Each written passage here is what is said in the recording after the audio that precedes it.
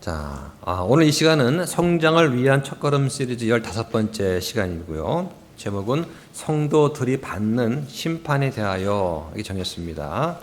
자, 먼저 성경 구절 한 구절 보겠습니다. 사도행전 17장 31절 한번 보실까요? 이는 그분께서 한 날을 정하사 그날에 자신이 정하신 그 사람을 통해 세상을 의로 심판하실 것이기 때문이라. 그분께서 친히 그 사람을 죽은 자들로부터 일으키심으로써 모든 사람들에게 그 일에 대한 확신을 주셨느니라 하니라. 네. 자, 오늘 주제가 심판입니다. 심판. 자, 믿는 사람도 심판을 받고 믿지 않는 사람도 심판을 받습니다. 자, 왜 우리가 주를 두려워하느냐? 심판이 있는 거예요. 예, 그 심판에 따라서 그리스도인은 보상을 받기도 하고 보상의 손실을 당하기도 하고, 믿지 않는 사람은 그 사람이 믿지 않은 것에 대해서 하나님께서 심판하신다. 예. 자, 그러면 그 결과가 어떠하냐? 아주 극과 극을 달리는 것이죠. 어떤 사람들은 이렇게 말을 합니다. 모든 사람은 죽어서 하나님의 심판석 앞에 서게 되고 살았을 때 자신이 한 일에 따라 심판을 받는다. 자, 여기까지는 좋아요. 그런데 그 뒤에 뭐라고 하느냐? 그리고 그 심판의 결과에 따라서 하늘로 가거나 지옥에 간다. 다르죠? 그렇죠? 다릅니다.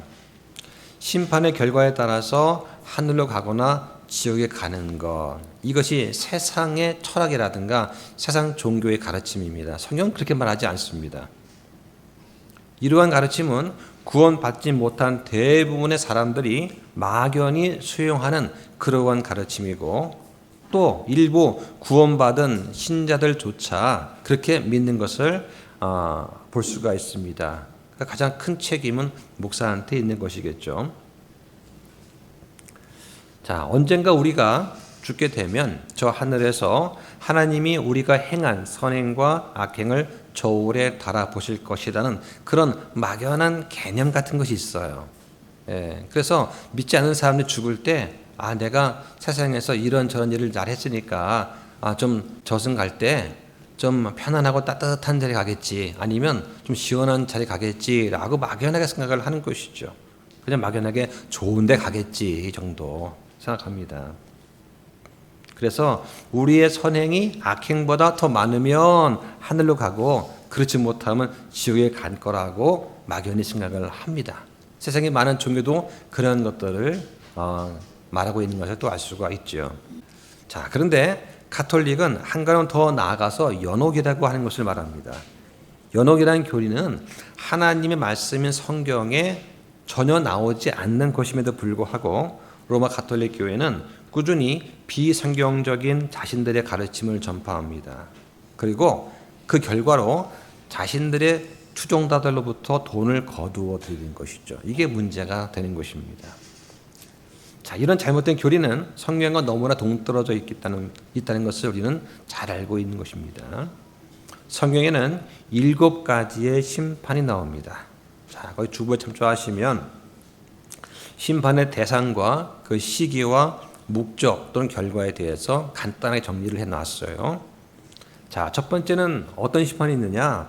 죄인들을 대신해서 예수 그리스도께서 받으신 심판이 있고, 이때는 언제냐? 갈보리 십자가에서 심판을 받으셨습니다. 원래 죄인들이 받아야 되는 것인데 예수님께서 대신 받으신 거죠. 그 목적은 뭡니까? 인류의 죄를 대속하기 위한 것입니다. 자, 이건 이미 이루어진 사건이죠. 자, 두 번째 심판은 뭐냐?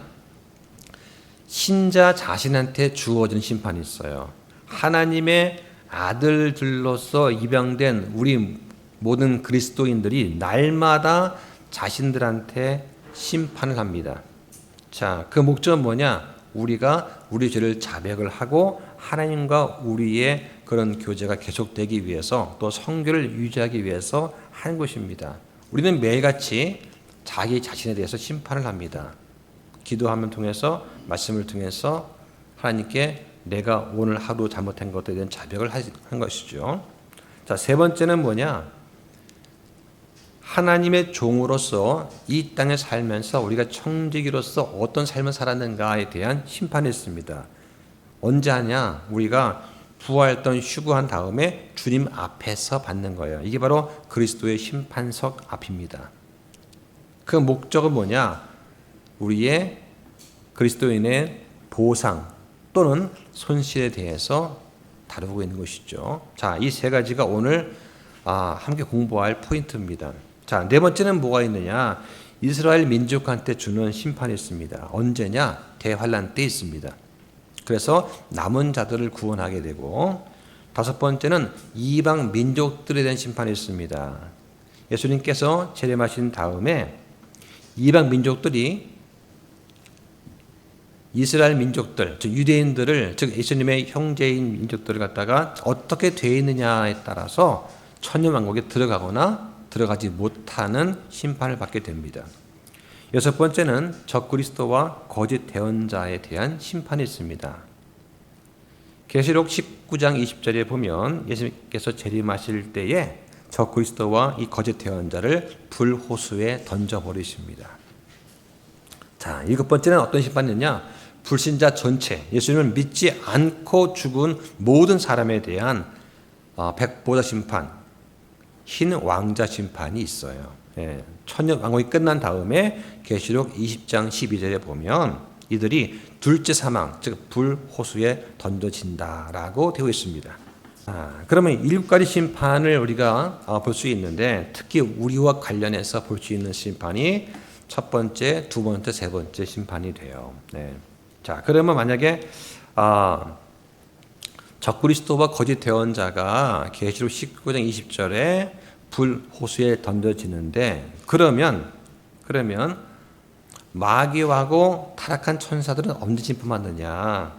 계시록 20장 10절에 보면 천년 왕국이 끝난 다음에 마귀가 타락한 천사와 함께 짐승, 즉 적그리스도와 거짓 대언자가 있는 그 불과 유황 호수에 던져진다라고 되어 있습니다. 그러니까 적그리스도, 거짓 대언자, 그다음에 마귀, 그다음에 타락한 마귀들, 천사들이죠. 이런 자들이 함께 들어간다. 불호수에, 이거 기억하시면 되겠습니다. 자, 이러한 여러 가지 심판은 서로 다른 때에 다른 장소에서 이루어지는데, 중요한 것은 우리가 각 심판의 때와 성격 그리고 그 결과를 성경에서 알 수 있도록 보여주신다고 하는 것이죠. 이런 각각의 심판에 따라서 우리의 모든 사람들의 영원한 운명이 결정이 되고, 하늘에서 우리가 받게 될 보상이 결정이 됩니다. 또 이와 함께 이 땅에서 우리가 살아가면서 경험하게 될 삶의 질도 결정이 되는 것이죠. 항상 마음속에 부활과 휴거에 대한 소망, 재림의 소망, 그리고 보상과 손실에 대한 그러한 두려움, 이걸 갖고 살아간 때에, 그럴 때 우리의 삶의 질도 달라질 것입니다. 자, 먼저 예수 그리스도께서 죄인들을 대신해 받은 심판을 보겠습니다. 약 2000년 전에 갈보리에서 죄에 대한 하나님의 심판이 있었습니다. 이 심판은 지금까지 살았던 모든 사람들, 과거 그리고 이후로 살게 될 모든 사람들, 미래를 다 포함한 심판입니다. 모든 사람들은 율법 아래에서 심판을 받고 정죄를 받았습니다. 그 결과는 뭐냐? 지옥으로 떨어지는 형벌의 집행만 남아있었던 것이죠. 자, 그런데 이것을 갖다가 예수 그리스도 우리의 대속자께서, 구원자께서 대신 이거를 집행을 하신 것이죠. 죄인들 대신에 형벌을 받아서 처형되신 분이 바로 주 예수 그리스도이십니다. 침례자 요한은 세상 죄를 제거하시는 하나님의 어린 양을 보라 라고 선포를 했습니다.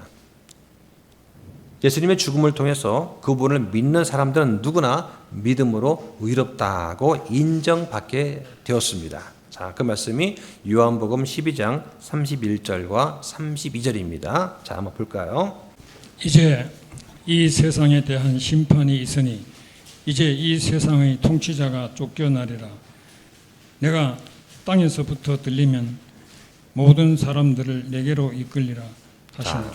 이 구절을 통해 볼 때 예수님께서는 갈보리 십자가에서의 자신의 죽음을 이 세상의 심판으로 언급하고 계시는 것을 알 수가 있습니다. 다시 말해서 주님은 온 세상의 죄들을 위한 화해 헌물이 되신 것이죠. 자, 그 말씀이 요한 1서 2장 1절과 2절 나와 있습니다. 이것도 볼까요? 내 어린 자녀들아, 내가 이것들을 너희에게 쓰는 것은 너희가 죄를 짓지 않게 하려 함이라. 만일 누가 죄를 지어도 아버지와 함께 계신 변호사가 우리에게 계시니 곧 의로우신 분 예수 그리스도시나. 그분은 우리 죄들로 인한 화해 헌물이시며 우리 죄들뿐만 아니요 또한 온 세상 죄들로 인한 화해 헌물이시니라. 자, 이게 화해 헌물이라는 얘기가 나오죠. 우리가 전에 공부를 했습니다. 화해란 주제로 공부를 했을 때에 화해가 뭐냐? 히브리서 9장 5절에 나오는 긍휼의 자리를 번역한 것이다. 이렇게 말씀을 드렸습니다. 자, 구약의 레기 16장에 보면 대제사장이 1년에 한 번 하나님의 임재 앞으로 나가기 위해서는 피를 가지고 나가야 했습니다. 그때 하나님의 보좌를 예표하는 언약궤 위에 짐승의 피를 뿌린 것이죠. 이때 그 보좌는 바로 심판의 보좌고 그 피는 누군가가 심판받았음을 보여주는 그런 장소입니다. 그래서 그 보좌가 긍휼의 자리가 된 거예요. 그러니까 우리의 화해 헌물이 되신 주 예수 그리스도께서 믿는 죄인들이 하나님을 만나러 오는 장소가 되신 것이다. 이렇게 우리는 공부를 했습니다. 자, 요한복음 3장 36절 한번 볼까요? 아들을 믿는 자에게는 영존하는 생명이 있고 아들을 믿지 않는 자는 생명을 보지 못하며 도리어 하나님의 진노가 그 위에 머물러 있느니라. 자, 여기는 영존한 생명과 하나님의 진노를 언급합니다. 자, 여기 보면 누구 위에 하나님의 진노가 머물러 있느냐? 믿지 않는 모든 사람들 위에 하나님의 진노가 머물러 있다고 성경이 말씀을 합니다. 왜냐? 그들이 주 예수 그리스도를 자기의 구원자로 믿지 않았기 때문입니다. 예수님을 나의 구원자로 믿지 않는 모든 사람은 그 위에 하나님의 진노가 머물러 있습니다. 자, 그러면 구원받지 않았을 때 우리는 어떠했느냐? 우리도 역시 본질상 진노의 자녀였어요. 자, 보겠습니다. 에베소서 2장 2절과 3절을 볼까요? 지나간 때에는 너희가 그것들 가운데서 이 세상 행로를 따라 걸었고 공중의 권세 잡은 통치자 곧 지금 불순종의 자녀들 안에서 활동하는 영을 따라 걸었느니라. 지나간 때에는 우리도 다 그들 가운데서 우리 육신의 욕심 안에서 생활하며 육신과 생각의 욕망들을 이루어 다른 사람들과 같이 본래 진노의 자녀들이었으나. 자, 이게 예수 그리스도를 믿기 전에 우리의 모습입니다. 그 누구도 예외가 없어요. 어떤 사람이 그리스도 예수님을 믿지 않고 죽는다면 그러면 그 사람은 하나님의 진노를 자기 머리 위에 둔 채 죽는 것입니다. 그 이후에는 기회가 없는 것이죠. 하나님의 진노가 뭐냐? 지옥에서 영원토록 불타는 고통을 받는 것입니다. 이게 하나님의 진노예요.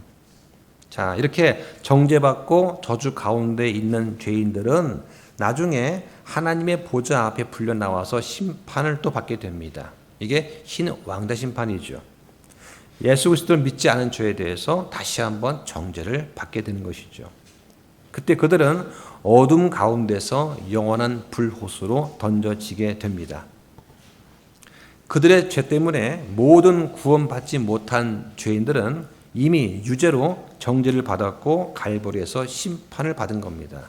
자, 그 뭐가 중요하냐? 갈보리 십자가에 내려진 첫 심판, 그 심판에 내가 복종하지 않는다면 예수님께서 내 죄들을 용서하시기 위해서 사하시기 위해서 십자가에 대신 죽으셨는데 그걸 내가 복종하지 않는다면, 즉 내가 믿고 받아들이지 않는다면 그럼 어떻게 되느냐? 그럼 아무런 대책 없이 영원히 잃어버려진 바 된 그런 존재가 된다라고 하는 것입니다.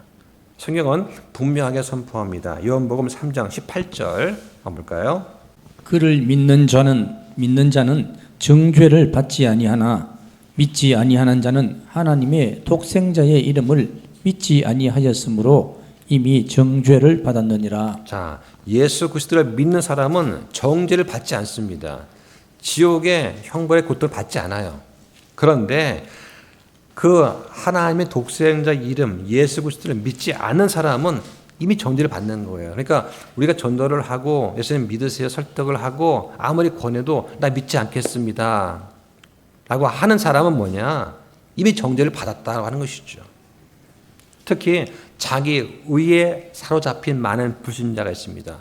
내가 왜 죄인이냐? 나만큼 사는 사람 나와보라 그래 하는 자기 의에 사로잡힌 자들이 있어요. 그런 사람들은 이런 심판이 자기한테는 해당되지 않는다고 생각할 뿐만 아니라 이웃한테 선행을 하고 남한테 피해 주지 않고 살았으면 그러면 심판을 면할 수 있을 거라고 그렇게 생각을 하는 것입니다. 난 착하게 살았으니까 난 지옥 가지 않을 거야 라고 생각을 하는 것이죠. 근데 그 생각은 틀린 겁니다. 그들은 이미 심판을 받은 거예요. 예. 이미 정죄를 받았기 때문에 복음이 들어도 자신이 거부하는 것이죠. 그러면 그들의 죄에 대한 재판은 어떻게 된 거냐? 이미 끝난 것입니다. 그러면 유일하게 하나님의 진도를 피하는 방법이 있는데 그게 뭐냐? 갈보리에서 행해진 이 심판의 결과에 내가 복종을 하고 주 예수 그리스도를 나의 구원대로 영접하는 거예요. 이거 외에는 방법이 없어요. 근데 가장 쉬운 방법입니다. 예수님은 우리 죄들에 대한 형벌을 직접 담당하셨습니다. 자, 보겠습니다. 베드로전서 3장 18절. 그리스도께서도 죄들로 인해 한 번 고난 받으사 의로운 자로서 불의한 자들을 대신하셨으니 이것은 그분께서 육체 안에서 죽임을 당하셨으나 성령에 의해 살아나셔서 우리를 하나님께 데려가려 하심이라. 여기 분명히 말씀을 합니다. 그리스도께서 죄들로 인해 한 번 고난 받았습니다. 왜요? 우리 때문에, 내 죄 때문에 받으신 거예요. 죄가 없으신 분이 죄인인 나를 대신해서 고통을 당하신 겁니다. 죽임을 당하신 거예요. 그리고 이게 끝난 것이 아니라 성령에 의해 다시 살아나셨습니다. 그 목적은 뭡니까? 우리를 하나님께 데려가기 위한 거예요. 예수님께서 죽기만 하시고 부활하지 않으셨으면 그건 말짱 도루묵이에요. 부활하신 게 중요한 것입니다. 앞으로 다가올 심판에서 하나님께서 물으실 질문에 정확하게 답변할 수 있는 사람은 아마 아무도 없을 것입니다. 야, 너는 내 아들의 의를 가질 수 있었는데 왜 너는 너 자신의 의를 선택했느냐라고 하나님께서 흰 왕의 심판에서 물으시고 책망하신 겁니다. 너한테 분명히 기회가 있었지 않느냐. 그때 그 교회에서 아니면 그때 그 사람을 통해서 분명히 복음이 전파가 되었고 너한테 예수 그리스도를 받아들일 수 있는 기회가 분명히 있었는데 왜 넌 그 기회를 저버렸느냐 라고 하나님이 책망하실 때 답변 못한다고 하는 것이죠. 구원받지 못하고 이러한 흰 왕대 심판에 선 사람들은 이 질문에 아무런 답변도 못하고 불호수로 영원히 떨어지게 된다 하는 것입니다. 세상의 사람들은 하나님이 세상을 너무나 사랑하시고 이 세상의 모든 사람 또한 너무나 사랑하신다라고 잘못 생각하고 있습니다. 그건 사실이 아닙니다. 잘 드셔야 됩니다. 하나님이 세상을 사랑하신 것은 현재형이 아니라 과거형이에요. 자, 요한복음 3장에 잘 알고 있는 16절 말씀을 한번 보겠습니다.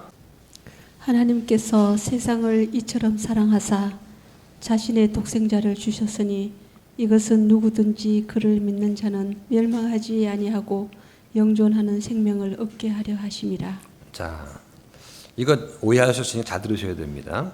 우리말은 한 문장에 같은 시제가 두 개가 있으면 마지막 단어만 본 시제로 해석하는 그런 경향이 있어요. 그러니까 하나님께서 세상을 이처럼 사랑하사 이게 원래 과거형입니다. loved예요. 자신의 독생자를 주셨으니 이거 과거형입니다. gave예요. 근데 우리말 특성상 두 개 동사 과거면 하나만 과거로 하는 그런 어법적인 특성이 있습니다. 그러니까 사람들이 사랑하사 주셨으니 하다 보니까 세상을 지금도 사랑하시는가 보다라고 오해를 합니다. 이 문장을 직역을 하면 하나님께서 세상을 이처럼 사랑하셨기 때문에 그 결과 그분께서 자신의 독생자를 주셨으니 라고 해야 정확한 번역이 됩니다. 그래 오해가 안 생겨요. 하나님께서 갈보리에서 유일한 독생자를 우리의 죄 때문에 희생물로 십자가에 내어 주심으로써 세상을 향한 위대한 사랑을 나타내 보이신 것은 사실입니다. 그런 하나님은 그리스도를 거부한 악한 사람은 사랑하시지 않습니다. 이걸 잘 기억하셔야 돼요. 자, 시편 보겠습니다. 시편 어리석은 자들은 주의 눈앞에서 서지 못하리니 주께서는 불법을 행하는 모든 자들을 미워하시며 주께서는 불법을 행하는 모든 자들을 미워하신다. 이 불법은 그냥 막연한 죄라기보다는 도덕적이고 특히 성적인 죄를 말하는 거예요. 자, 고의로 짓는 죄를 반복해서 짓는 사람들을 하나님은 미워하신다 분명 말합니다. 또 시편 7편 11절 볼까요? 하나님은 어려운 자를 공의로 판단하시며 하나님은 사악한 자들에게 날마다 분노하시는도다. 하나님께서 사악한 자한테 날마다 분노하신다고 분명히 말씀을 합니다. 하나님의 진노는 예수 그리스도를 믿기를 거부하는 사람들 머리 위에 머물러 있습니다. 요한복음 3장 18절에는 이미 그들이 정죄를 받았다 기록되어 있는 것이죠. 세상을 향한 하나님의 가장 큰 사랑은 이미 볼 수 있도록 드러났습니다. 그래서 이것을 받아들이는 사람한테는 누구한테나 임하는 거예요. 누구라도 자기 위에 머물러 있는 하나님의 진노를 벗겨내고 싶으면 갈보리에서 행하신 이 죄의 심판을 받아들여야 됩니다. 예수님께서 내 죄를 대신해 돌아가셨구나 하는 사실을 내가 믿고 받아들이는 거예요. 이게 중요한 겁니다. 하나님은 모든 사람이 구원받기를 원하시고 또 자신한테 이끌기를 원하십니다. 주님은 자기를 찾아오는 사람들을 단 한 명도 외면하지 않으시고 또 하나님을 부지런히 찾는 자들한테 항상 보상해 주시는 분이십니다. 어떤 보상입니까? 주님을 찾으면 찾을수록 더 많은 진리를 보여주시는 거예요. 더 알고 싶어서 교회에 나오면 더 많은 진리를 보여주고 예배를 더 많이 드리면 들을수록 더 깊은 진리의 맛을 볼 수 있게 해주신다. 이거를 성령님께서 우리의 죄를 또한 자각하게 해주시고 주님께로 또 인도해 주시는 거예요. 예배하고 기도하고 찬양할 때 내가 숨겨졌던 죄, 내가 미처 모르던 죄까지도 알게 하시면서 자백을 통해서 하나님과 우리의 관계가 계속 또 좋아지는 겁니다. 자, 중요한 것은 사람들이 예수님을 나의 구원자로 영접할지 안 할지는 스스로 결정을 해야 됩니다.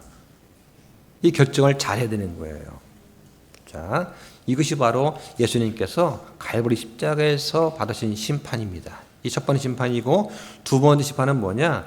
우리 믿는 사람들이 받는 하나님의 아들들로서의 심판입니다. 여러분 모두가 하나님의 아들들이에요. 왜?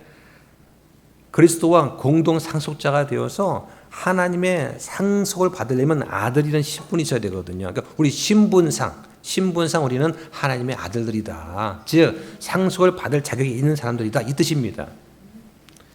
죄인들로서의 심판이 영원한 미래와 관련된 심판이라면 아들로서의 심판은 뭡니까? 현재 우리의 삶과 관련된 심판이에요. 이 심판은 우리 믿는 사람들이 매일매일 살아가면서 날마다 일어나는 그런 심판입니다.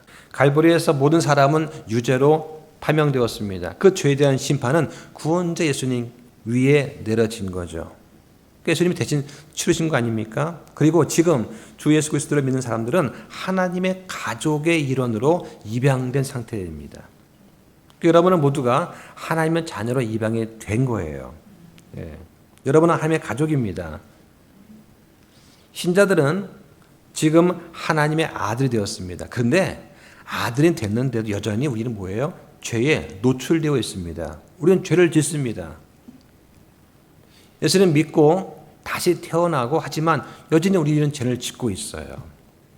혹시 여러분 가운데 나는 구원받았기 때문에 나는 죄를 짓지 않는다 라고 생각하는 분이 혹시 있을 수 있습니다. 요한일서 1장 8절에 만일 우리에게 죄가 없다고 말하면 우리가 우리 자신을 속이며 진리가 우리 안에 있지 않다고 말씀을 합니다.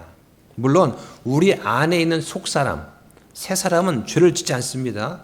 우리가 예수 그리스도를 믿고 다시 태어날 때 성령님께서 우리 안에 창조하신 새 사람이 있습니다. 이 사람은 죄를 짓지 않아요. 그러나 우리 옛사람도 우리 안에 동시에 같이 거하고 있는 겁니다. 우리 안에는 옛사람도 있고 새사람도 있어요. 옛사람은 이미 십자가에 죽은 걸 여기고 투명인간 취급을 해 마땅하지만 우리가 몸을 입고 있기 때문에 자꾸만 그러한 옛사람의 성향과 그것이 좋아하는 것들을 우리는 또 자꾸 눈이 가게 마련인 것입니다. 그리스도인 가운데 가장 위대했다고 하는 바울조차도 이런 말을 했습니다. 한번 보겠습니다. 로마서 7장 18절 볼까요? 내 안에 곧 내 육신 안에 선한 것이 거하지 아니하는 줄을 내가 아노니 원함은 내게 있으나 선한 그것을 어떻게 이행할지는 내가 찾지 못하노라. 자, 그래서 또 뭐라고 고백합니까? 거기 밑에 24절 보세요. 오 나는 비참한 사람이로다. 이 사망의 몸에서 누가 나를 구출하랴. 자, 이게 사도 바울의 고백입니다. 그렇죠? 사도 바울만큼 신약 시대 그리스도인 가운데 주를 높이고 주를 위해 희생했던 인물이 누가 있습니까? 아마 매일같이 기도하고 금식하고 했을 거 아니에요. 그런데 불구하고 바울이 뭐라고 합니까? 나는 비참한 사람이다. 이 사망의 몸에서 누가 나를 구출하랴. 왜 그래요? 내 안에 옛사람과 시스템이 같이 있는 거예요. 매일같이 싸웁니다. 마음으로는 기도할 때는 성령의 뜻을 추구하는데, 그런데 육신이 불끈불끈 솟아올 때마다 성령을 거스려서 육적인 걸 자꾸 추구를 해요. 시기하고 질투하고 분노합니다. 원망합니다. 불평합니다. 세상의 편안함과 세상의 안락함을 자꾸 추구하려고 그래요. 자, 그러면 하나님께서는 우리가 구원받았지만 그 이후라도 우리의 육신은 여전히 죄를 섬기려는 경향이 있다는 사실을 잘 아시는 겁니다. 그래서 우리가 짓는 일상의 죄를 고백하고 스스로를 판단하도록 가르침을 주었어요. 자, 요한일서 1장 9절은 보였습니다. 만일 우리가 우리 죄들을 자백하면 그분께서는 신실하시고 의로우사 우리 죄들을 용서하시며 모든 불의에서 우리를 깨끗하게 하시느니라. 우리가 죄들을 자백하면, 자백이 뭡니까? 하나님과 우리 사이에 관계는 견고합니다. 아버지와 아들의 관계는 결국 끊어질 수가 없어요. 그런데 아버지와 아들의 관계는 안 깨지지만 아버지와 아들의 교제는 수시로 깨져요. 수시로 깨집니다. 죄를 자백하는 것은 하나님과 우리의 교제의 문제입니다.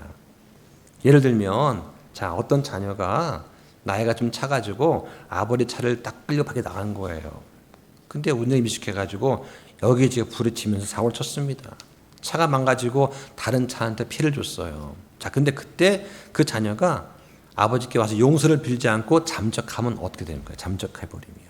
그러면 그 문제를 아버지와 자녀가 같이 만나서 죄를 용서하고 용서받고 하면서 이게 화해가 되지 않으면 그러면 그 관계가 영원히 빛날 거 아니에요.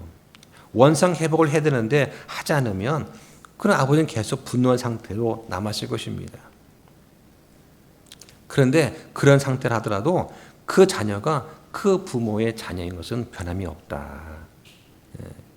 하나님과 우리의 관계는 그런 거예요. 결코 깨지지 않습니다. 일단 우리가 하나님의 자녀로 입양이 된 다음부터는 그 무엇도 내 실수뿐만 아니라 사탄의 어떤 괴계일지라도 결코 우리를 그 사랑에서 끊어낼 수는 없어요. 다만 우리가 그것 때문에 내가 매일 짓는 죄 때문에 생각의 죄 때문에 실수 때문에 하나님과 우리의 관계는 변하지 없지만 교제가 어긋나서 기도하지 않게 되고 말씀도 안 보게 되고 교회도 안 나오게 되고 성도와 교제도 안 하게 되는 그런 일이 비일비재하게 벌어진다. 어떻게 회복이 돼야 됩니까? 무릎 꿇고 나와서 제가 잘못했습니다 라고 자백을 해야 되는 거예요. 자백을. 우리가 일단은 예수 믿고 하나님의 자녀로 다시 태어났으면 영원히 하나님의 자녀입니다. 그 무엇도 이거를 무효할 수는 없다. 하나님께 죄를 고백함으로써 구원받는 게 아니에요.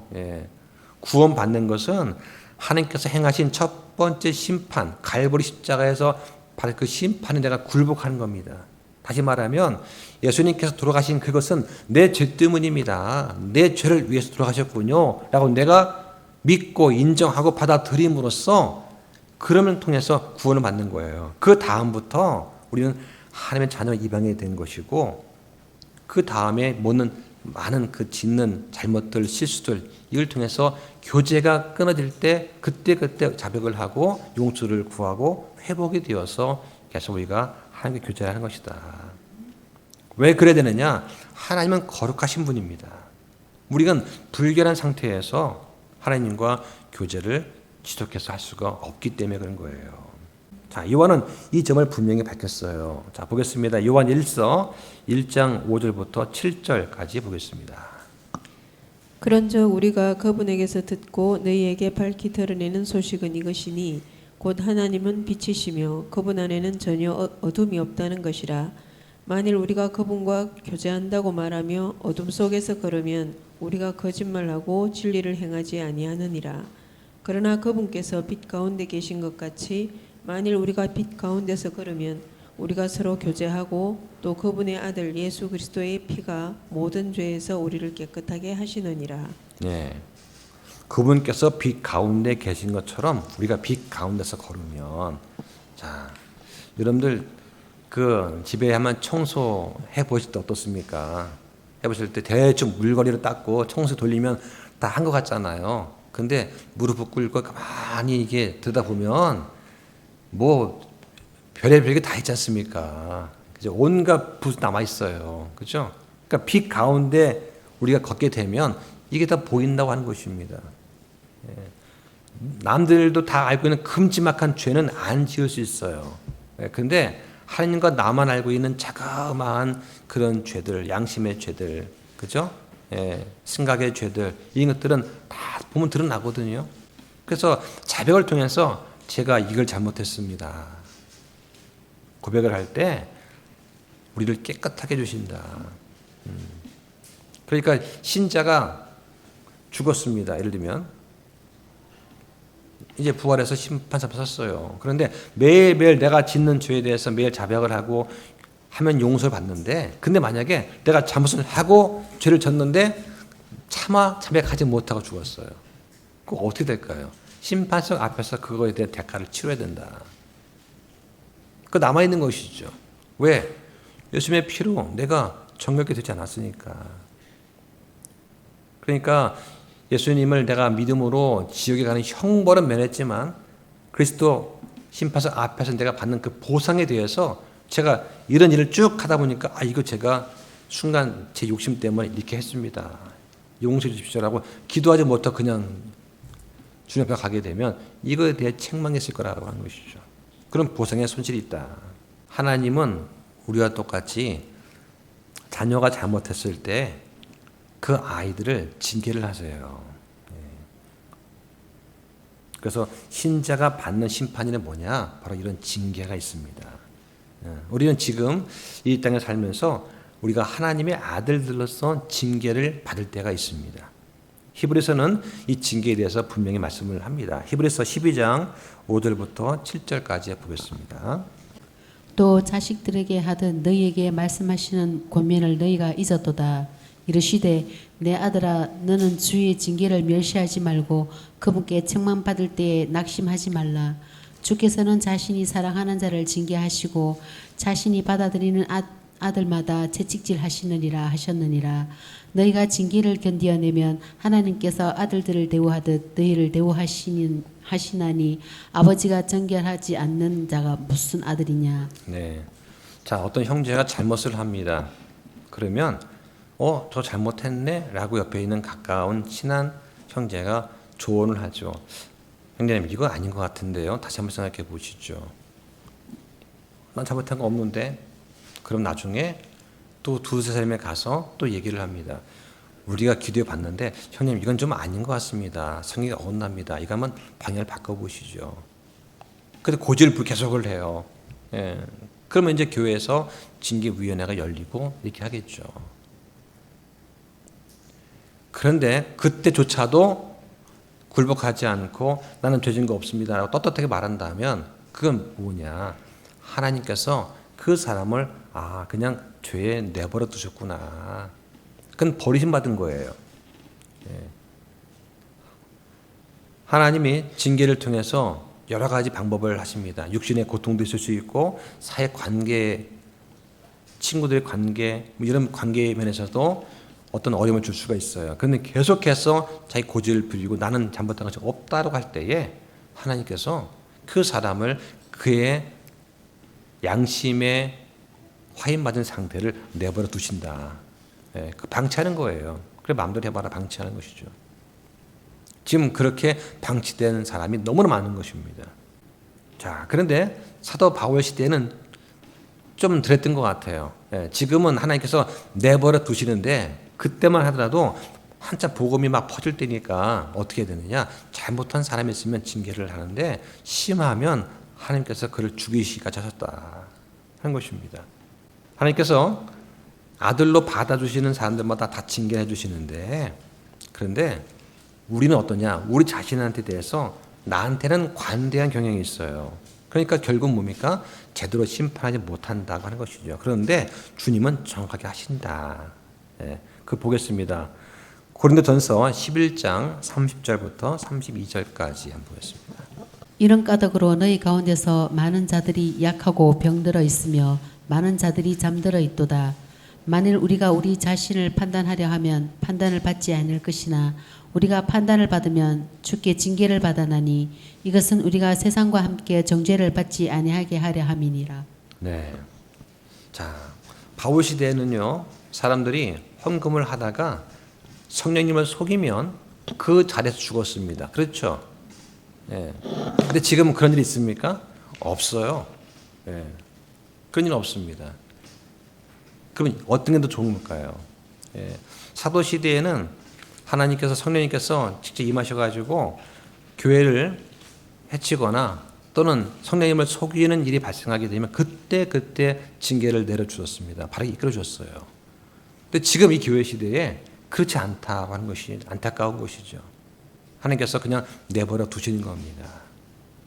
그 때문에 많은 사람들이 고통받고 있고 주변 사람들이 힘든 거예요. 자, 이 편에 보면은 많은 자들이 병들어 있고 잠들어 있도다. 잠들었다는 표현은 죽었다는 말입니다. 요한복음 11장 11절에서 죽은 나사로를 가리켜서 우리 친구 나사로가 잠들어 있도다라고 말씀을 합니다. 많은 사람들이 약하고 병들고 잠든 것, 즉 죽은 것은 그들이 자기 자신을 심판하지 않았기 때문에 일어난 일입니다. 그들이 심판받은 것처럼 매일매일 자기에 대해서 자백을 하고 회개되는데 그렇지 않기 때문에 이런 일이 벌어진 것이죠.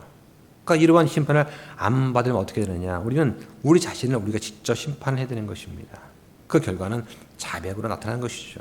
온 세상은 첫 번째 심판에서 정죄를 받았고 회개하지 않는 사람들 위에는 하나님의 진노가 머물러 있습니다. 그런데 믿는 사람들, 신자들이 받는 심판은 그런 게 아닙니다. 신자는 죄를 자백하고 용서를 받은 사람들이에요. 예수님께서 우리 죄를 다 갚으셨고 우리는 그 결과 더 이상 정죄 아래 놓여 있지 않습니다. 그런데 우리는 두 번째 심판 아래 놓여 있는 거예요. 바로 아들로서 징계를 받는 심판이 있다. 그러니까 신자들이 계속해서 죄를 짓고 다른 사람들한테 걸림돌이 되는 경우에 이 땅에 사는 것보다 주님께서 그냥 본향으로 빨리 데려가시는 것이 훨씬 더 유익할 것입니다. 그래서 많은 사람들이 그 당시 죽었다, 즉 잠들었다라고 성경은 말씀을 합니다. 자, 비슷한 말씀이 로마서 8장 13절에 보면 너희가 육신을 따라 살면 죽을 것이나 성령을 통해 몸의 행실을 죽이면 살리라 하는 말씀을 하고 있고, 자, 또 하나 보겠습니다. 고린도전서 3장 16절과 17절 한번 볼까요? 너희가 하나님의 성전인 것과 하나님의 영께서 너희 안에 거하시는 것을 너희가 알지 못하느냐.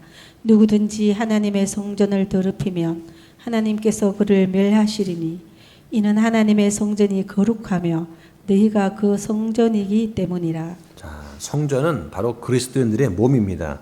그러니까 성전을 더럽히면 하나님께서 어떻게 하십니까? 그 몸을 멸하신다. 그죠? 예, 죽이신다고 하는 것입니다.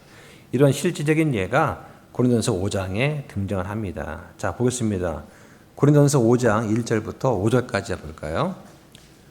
너희 가운데 음행이 있다는 말이 공공연히 알려졌는데 그런 음행은 이방인들 가운데서도 거론되지 않는 것으로 곧 어떤 사람이 자기 아버지의 아내를 취하였다는 것이라. 그런데도 너희가 우쭐대며 오히려 슬퍼하지도 아니하고 이런 일 행한 자를 너희 가운데서 쫓아내지 아니하였느니라. 내가 진실로 몸으로는 떠나 있지만 영으로는 함께 있어 마치 거기 있는 것 같이 이런 일을 그렇게 행한 자에 관하여 이미 판단하되 너희가 우리 주 예수 그리스도의 권능과 함께 같이 모일 때에 내 영도 함께하며 우리 주 예수 그리스도의 이름으로 그런 자를 사탄에게 넘겨주어 육체를 멸하도록 판단하였으니 이것은 영이 주 예수님의 날에 구원을 받게 하려 함이라. 네. 그러니까 자기 아버지의 아마 친어머니는 아닐 것입니다. 첩일 수 있겠고, 계모일 수 있겠죠. 자, 그런데 이런 그 아버지의 처와 음행을 저지른 그 일이 고린도 교회에 있었어요. 이런 일을 행한 사람이 구원받은 성도였다고 하는 것을 성경에 말하고 있습니다. 자, 바울은 이 사람이 사탄의 손에 넘겨져서 육체가 멸함받도록, 즉 죽도록 기도한 것입니다. 그러니까 바울은 하나님께서 그 사람을 죽이시기를 간구했던 것이죠. 자, 이런 방법을 통해서 하나님은 계속해서 죄 가운데 거하고 또 다른 형제들한테 걸림돌이 되는 그리스도인들을 제발 저 천국 분향으로 데려가 달라고 한 것입니다. 자, 이런 경우에도 그 사람은 하나님의 자녀이기 때문에 지옥으로는 가지 않습니다. 그런데 하나님과의 교제는 단절이 되고 말 것입니다. 그리고 성도로서의 기쁨과 앞으로 받게 될 상급과 상속을 다 잃어버리는 그런 일이 있겠죠.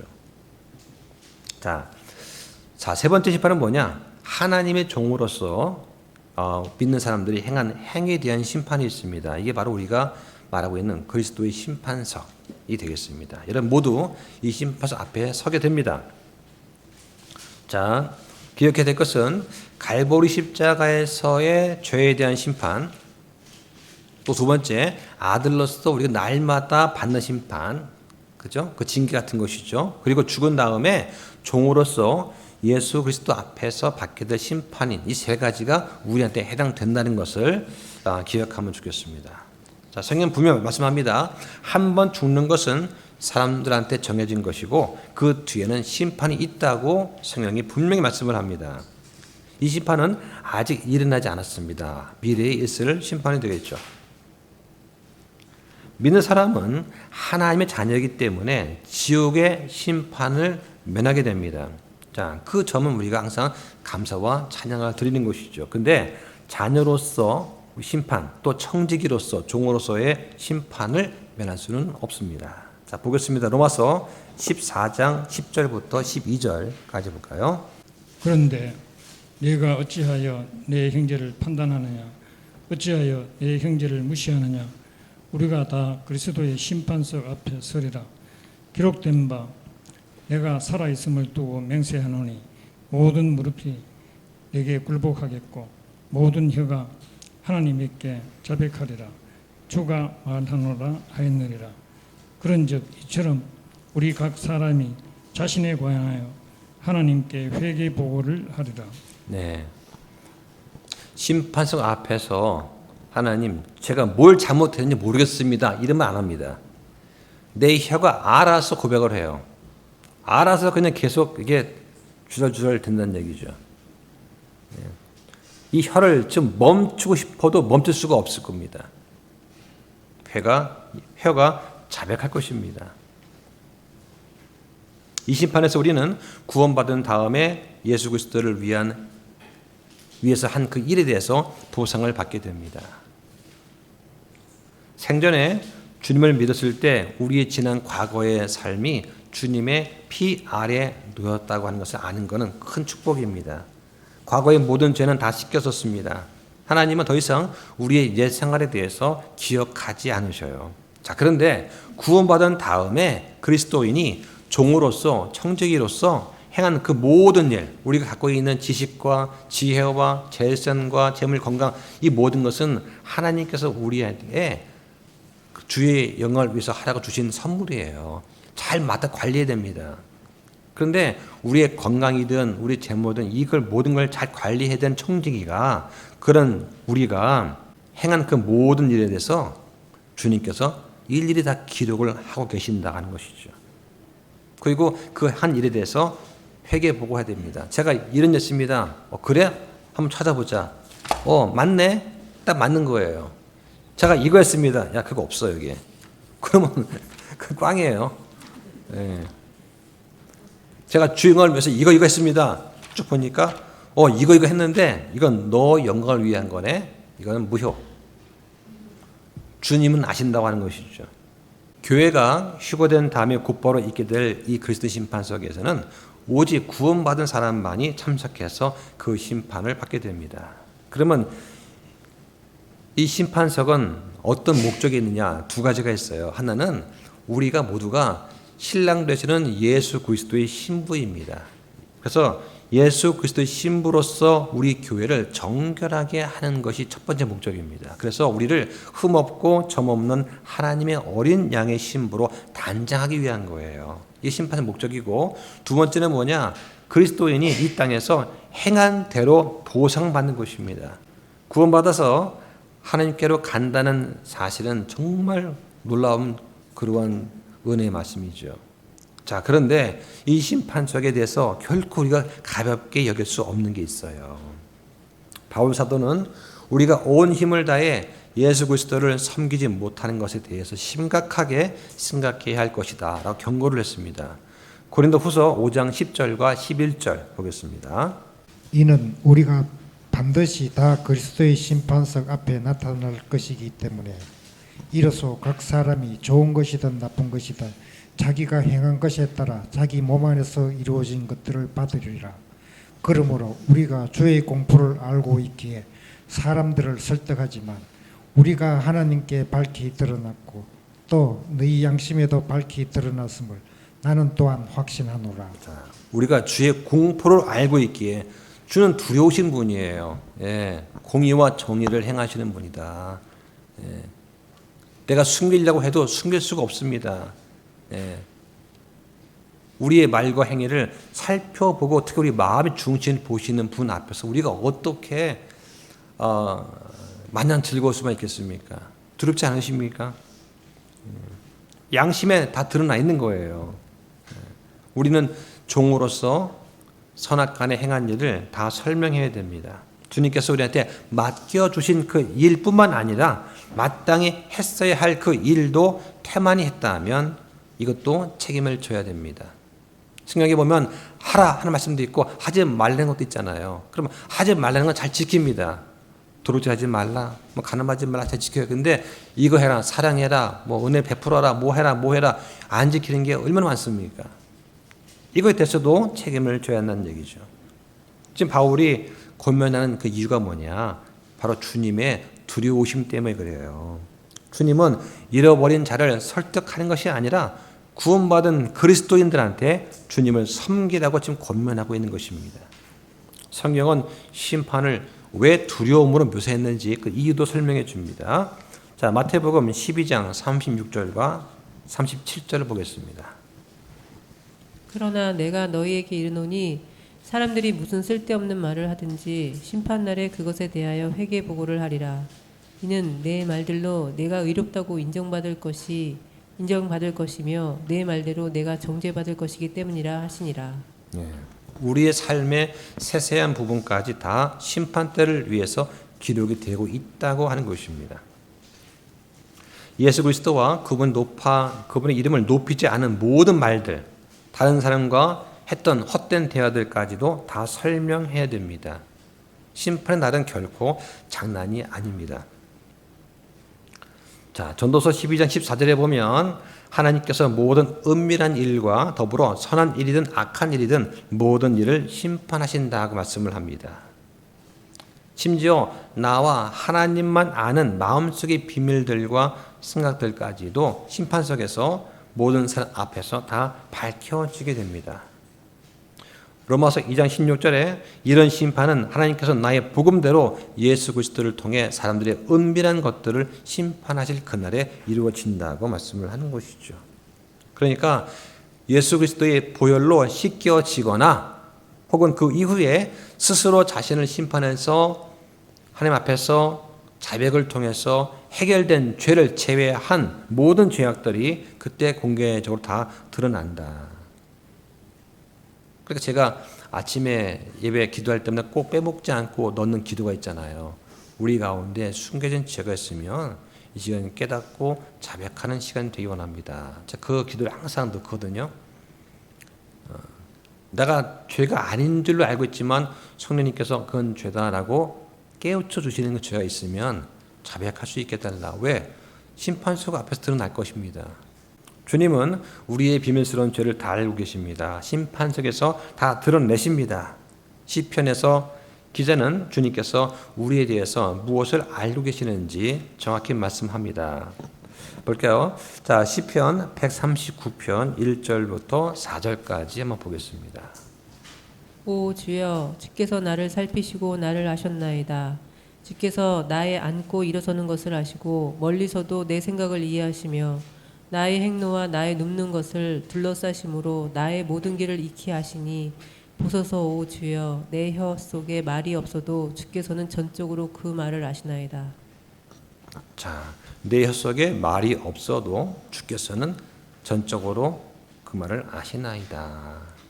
입 밖에 내지 못했어도 내 생각까지도 하나님께서 아신다. 그러니까 하나님께 무슨 일일이 설명할 필요가 없어요. 예, 하면 다 아신다고 하는 것입니다. 예, 억울하면 억울한 대로, 그렇죠? 화가 나면 화가 나는 대로 하나님께서 내 마음을 다 아시기 때문에, 그러니까 우리가 마음속에 화평이 있는 것입니다. 예. 유명한 변호사가 없으면 무전유죄가 되지만, 근데 주님 앞에서는 그거 다 필요 없어요. 예. 내가 말한 적 없는 마음속 이야기까지도 다 알고 계신다. 그래서 그리스도 심판석을 주의 두려우심이다, 이렇게 말한 것입니다. 또한 예수 그리스도께서 그 자리에 앉아 계십니다. 재판장으로서. 자, 그러면 우리의 마지막 보상이 뭐냐? 성경은 이 땅에서 우리가 예수 그리스도를 섬기는 동안 그 행한 일에 대해서 보상했을 것이다 말씀을 하십니다. 그런데 육신적으로 행한 일에 대해서는 손실이 따른다 또 말씀하십니다. 그래서 나무나 건초나 집처럼 육신적으로 한 일은 다 헛된 것입니다. 어느 날 모든 신자들이 하늘에 올라갔을 때에 몇몇 사람들은 보게 될 것입니다.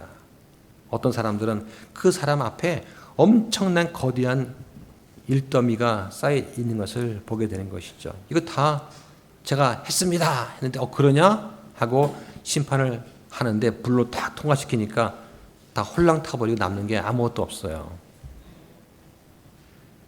그런 일을 우리는 보게 될 거라고 하는 것이죠.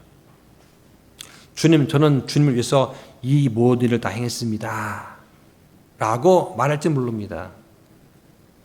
주님 아시잖아요. 제가 주님의 영광을 위해서 이런 일을 했습니다. 그런데 주님이 말씀하십니다. 그런데 나는 너한테 그런 일을 하라고 말한 적이 없는데, 결국 그 일은 네가 네 자신의 정경을 위해서 한 거 아니냐 라고 말을 듣는다면 그거 얼마나 안타깝습니까? 중요한 것은 우리가 주님을 위해서 어떤 일을 했는가가 아니라 주님께서 우리를 통해서 어떤 일을 하셨는가가 중요한 것입니다. 주님은 우리가 얼마나 많은 일을 했는가에 관심이 없으세요. 어떤 종류를 일을 했는가, 이게 관심이 있는 것입니다. 주님은 일을 한 동기를 중요시 하십니다. 우리가 왜 그 일을 했는가, 어떻게 그 일을 했는가, 방법과 과정도 중요합니다. 또 누가 그 일을 했는가 중요해요. 누가? 일의 주체가 성령님인가 나인가 내 육신인가, 이것도 중요한 것입니다. 그 일을 할 때 순수한 동기는 사랑이어야 됩니다.